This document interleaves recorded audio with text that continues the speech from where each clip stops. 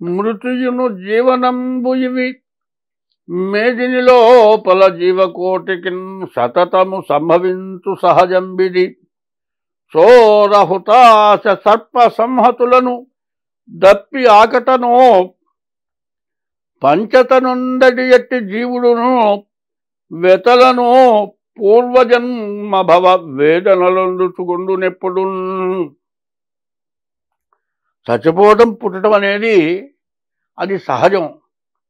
పుట్టకెట్టా ఉందో చావెట్టా ఉందో, చావెట్టా ఉందో మళ్ళీ పుట్టకెట్టాగా ఉంది. కానీ ఇవన్నీ జరుగుతుండేది సహజం. దాని గురించి ఆలోచించాల్సిన అవసరం లేదు.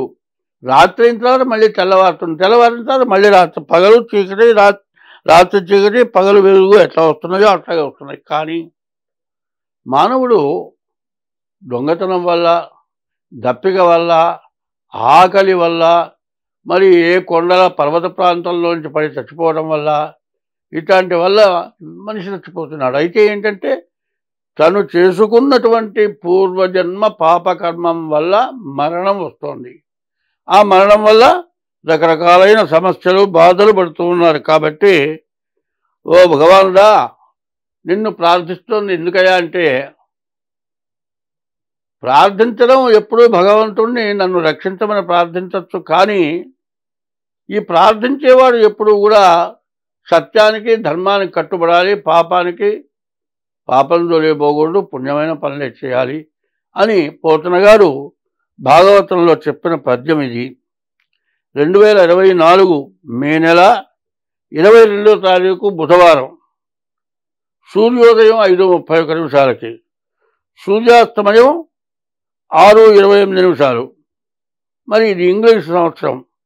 తెలుగు సంవత్సరం క్రోధినామ సంవత్సర వైశాఖ శుద్ధ చతుర్దశి బుధవారం, స్వాతి నక్షత్రం. ఉదయం 7:16 వరకు ఉంది.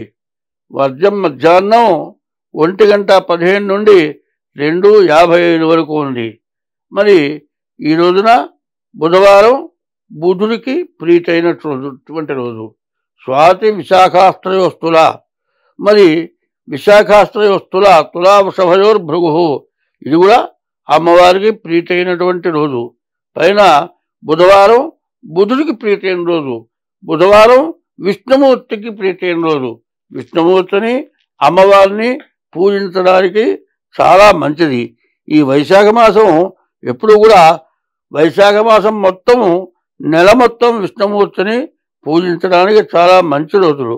కాబట్టి ఈ రోజున నిద్ర లేచిందిలగాయతూ మరి విష్ణుమూర్తిని, అమ్మవారిని పూజించడం చాలా విశేషం. స్వస్తి.